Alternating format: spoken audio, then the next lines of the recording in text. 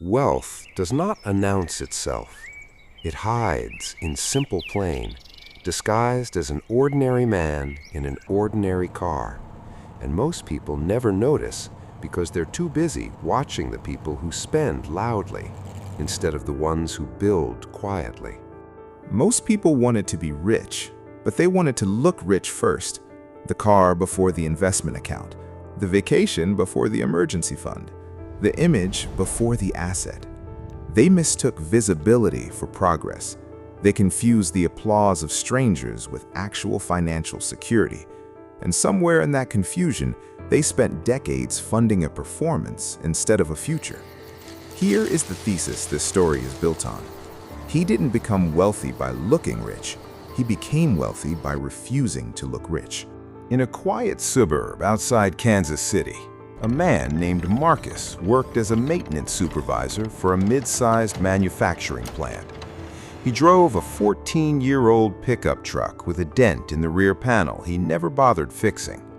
He wore the same 3 flannel shirts on rotation, packed his lunch every day in a scratched metal box, and lived in a modest 3-bedroom house he'd bought in the early 1990s and never upgraded. To his neighbors, his extended family, even some of his co-workers, Marcus looked like a man who was barely keeping his head above water, the kind of guy people quietly worried about, the kind of relatives sometimes offered to help out around the holidays, not realizing the offer was almost insulting in its inaccuracy. The truth was something none of them could have guessed. By the time Marcus turned 61, he had quietly accumulated more than $4 million in investable assets, a number so far outside what his appearance suggested that even his own accountant double-checked the figures the first time she compiled his year-end statement. None of it came from a windfall. There was no inheritance, no lottery ticket, no lucky stock tip that turned into a fortune overnight. What Marcus had instead was something far less exciting to talk about and far more difficult to sustain. 4 decades of refusing to let other people's opinions dictate his spending. It started early, in his 20s, when a coworker at his first factory job leased a brand new truck the same week Marcus opened his first retirement account with a contribution so small it barely registered on paper. The coworker called him cheap. Marcus didn't argue. He simply kept making the same unglamorous decision month after month, while people who looked far wealthier than him quietly drained their paychecks on payments, interest, and the cost of appearing successful. By his 30s, Marcus had developed a private rule that would define the next 30 years of his life. He would never let his lifestyle rise as fast as his income. Every raise, every bonus, every small windfall was met with the same question. Not, what can I buy, but what can I now invest instead?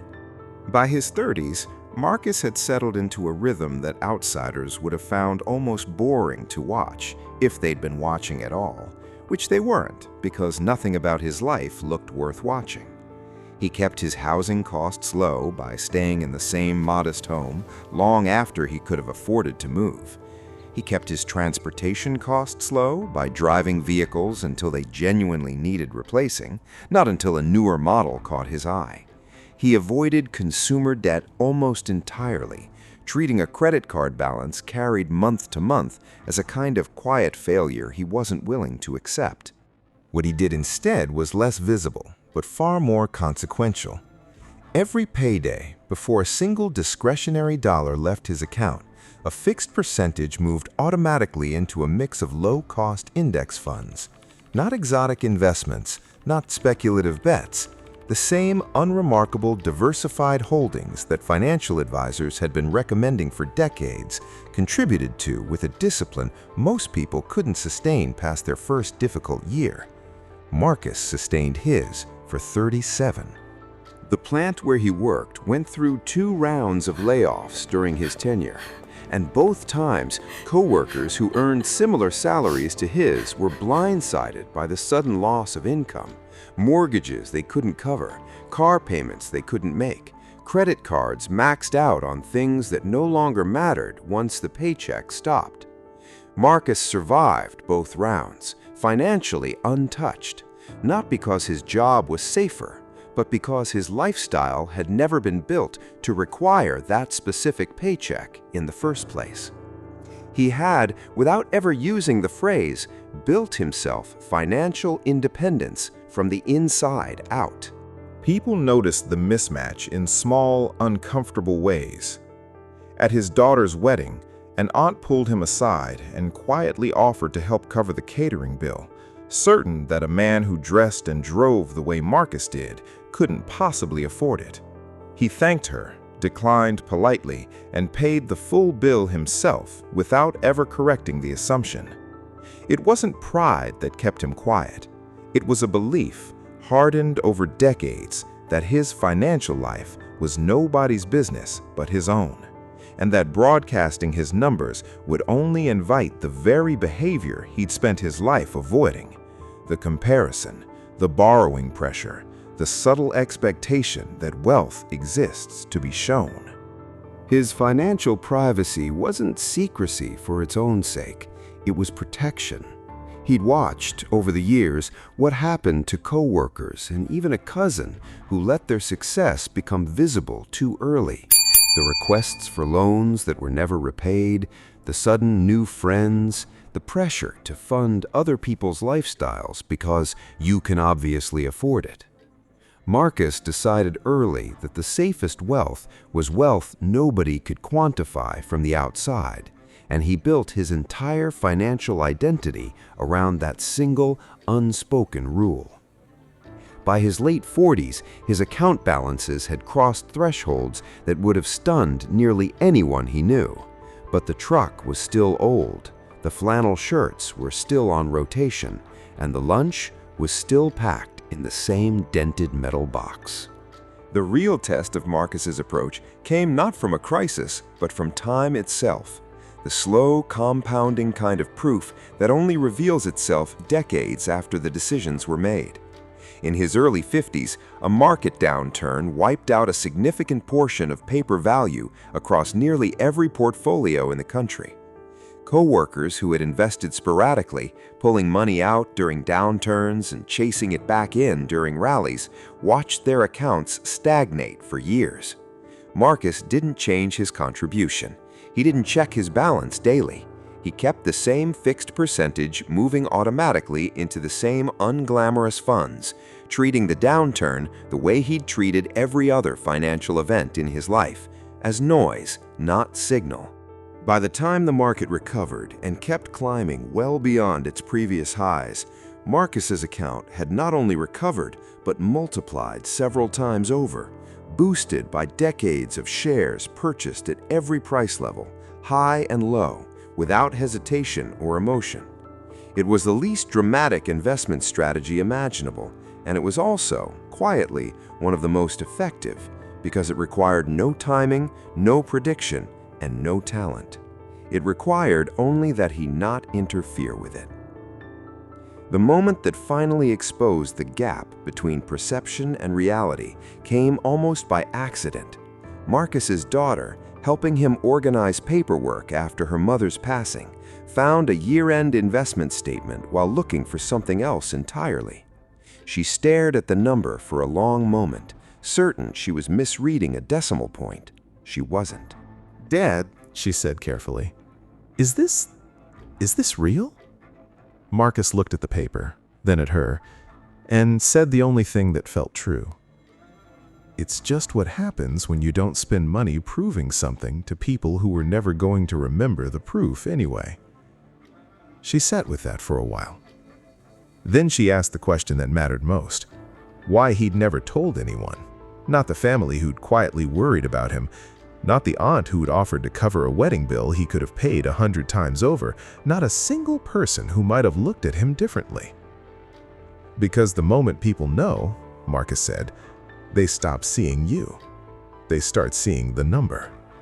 And I spent my whole life making sure the number never had to carry me. I carried it." His daughter didn't tell the extended family right away. She understood, almost instinctively, what her father had protected for 40 decades. Not just money, but the freedom that came from nobody assuming anything about him because of it. But she did ask him one more question before she left that day: whether he'd ever regret it. All those years of an old truck, a small house, declined offers of help he didn't need. Had any part of him wanted the recognition instead? Marcus thought about it longer than she expected.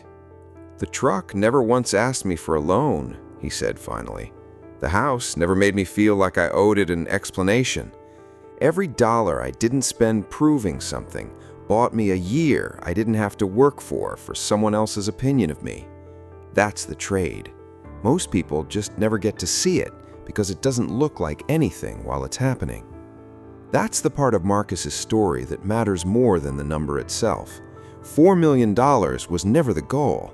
It was the byproduct of a decision made and repeated thousands of times over 37 years, that his money would work in silence, and his lifestyle would never be recruited to perform for an audience.